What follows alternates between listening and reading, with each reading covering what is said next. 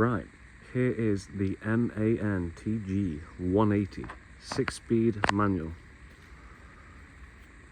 Former, I think it was a library truck or something. Very, very, very good spec, and in my opinion, fantastic condition. I'll begin with the tyres.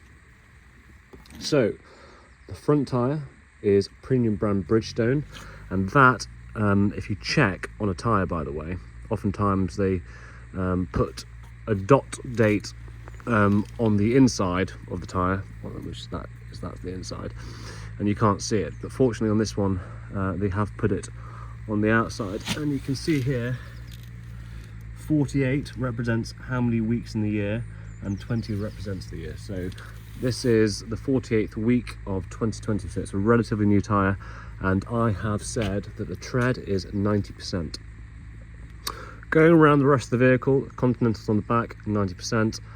On the near side rear, once again, Bridgestone, 90%, and 80% on the corresponding side, which was also a Bridgestone, and the date is 4017. It's important because rules at the MOT centre say that if the vehicle's tyres on the front are over 10 years old, they need to be replaced. So plenty of life left in both of those. I'm about to get reversed into. A second.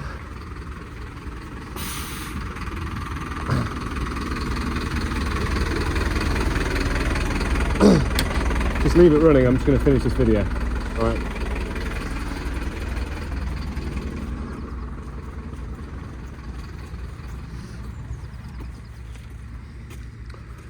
Right.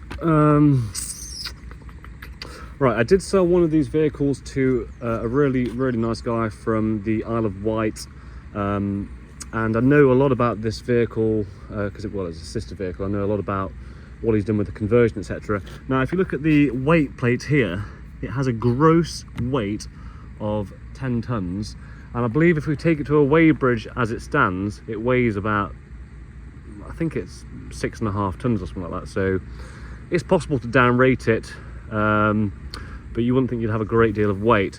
Anyway, once our previous customer that had the same vehicle had taken all the unnecessary stuff out of it that's not going to really help you out your conversion, he got his weight down to 5.7 tons. So essentially, a lot of people that buy these vehicles for motorhomes and stuff, they tend to be driving them on the Grandad's rights, and as this stands, that can't be achieved with the weight plate saying that. But I'm here to tell you, you can downrate them, and you will have a pretty good payload with it too. Now, onto the spec. It's got two huge night heaters. One there. And one there. Look at those tyres. And an empty box and area to service the chassis parts of the vehicle.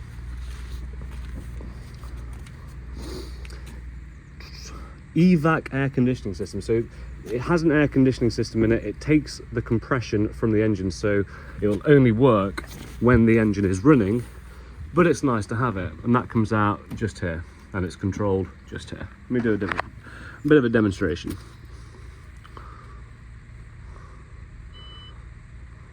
Okay.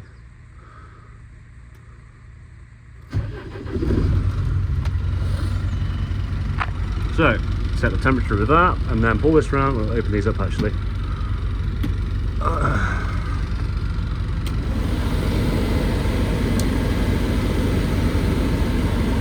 Yeah. Ice cold, I assure you. I'll turn it off temporarily.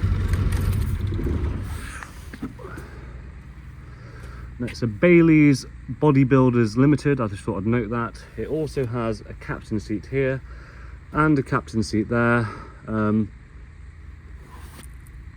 Takes a bit of work to get it round, but they do turn round, so potentially a bit of a bonus. Loads of controls on the side of it, so it's actually quite nice, comfy seats. They look quite cool compared to some of the stuff you see in some of the old DAFs and the like. Right, where can we go next with this? So I've already mentioned about it's the 180 brake horsepower, so plenty of power.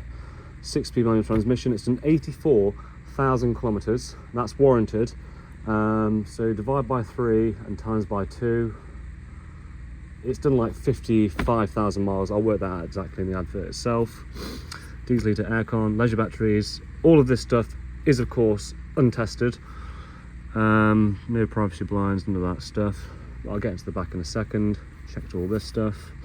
Here's the measurements. I'll put the measurements out there for you on the advert so it's a bit clearer. Right, let's have a look around it. Yeah, so the one we did for the other customer, it came in looking like this, and if I can find the photograph I'll put it on the advert, but we painted the whole thing white and it looked amazing. There's your diesel for the vehicle itself, and it also fuels these diesel heaters because they have a pipe going into the tank. You'll notice it's also on air suspension. I've got that lifted right up at the minute. Nice smooth driving. I'll just find the second opportunity to start her up.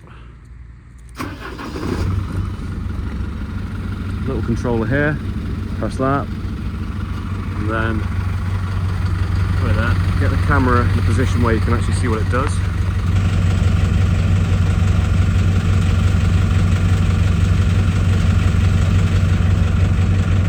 That one there.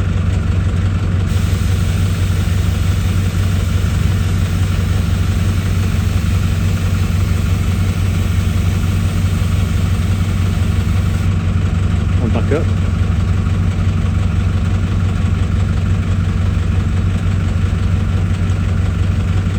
Any bonus when you're stationary? Yes. I suppose if you're on an even surface, you could adjust it so that your bowl of cereal is not falling off the table. That's just a 90 to exhaust, that's for the toilet. Hey, give them a call, maybe they can tell you a bit more about it than me. Reverse camera untested too.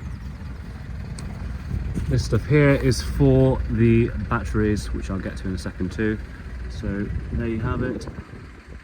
24 volt, 3000 Phoenix inverter, and Victron is as premium as you can go. Is it outdated today? Possibly. Would I use it? Yes. Looks like there's a battery charger there. All of this, of course, originally would have been wired up professionally. So providing the batteries are good, I would think that this is all usable in your conversion.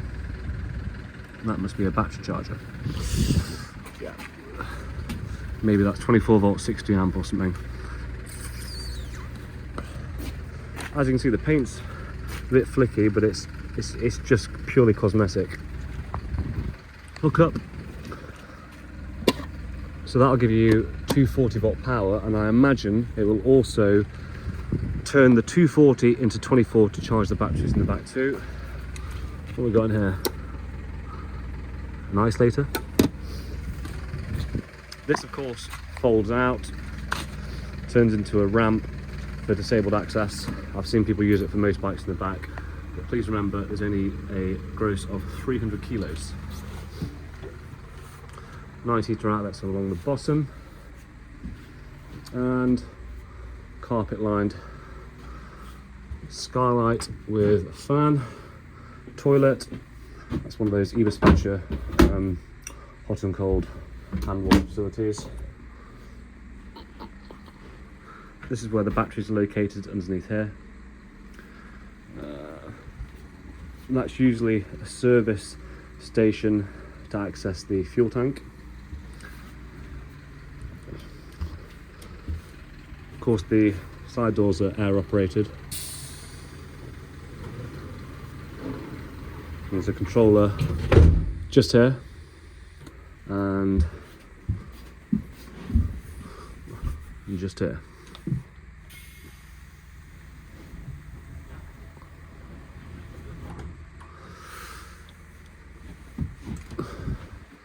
This is for your awning on the side. A couple of lockers, nothing in there. Nothing in there. Tow hitch, hopefully you won't need that. Usually the guy that drops these vehicles off here tends to go through them and gets himself a nice goodie bag. Right, here's your control panel for your lights, side step, entrance lights, essentially lights, cool box, toilet flush. Nice easy controls. Panic alarm. Battery monitor. Of course, this isn't a tilt cab. It's all fixed, it's all rigid the whole way down. So this cover here comes off and you can access to service the engine if needs be. 240-volt outlet down there. But I imagine someone that wants to buy this will want to turn it into a home, so all of this stuff will be ripped out, get that unlaid and weight down, get it down rated and maximise how much you can put in it. I think I've covered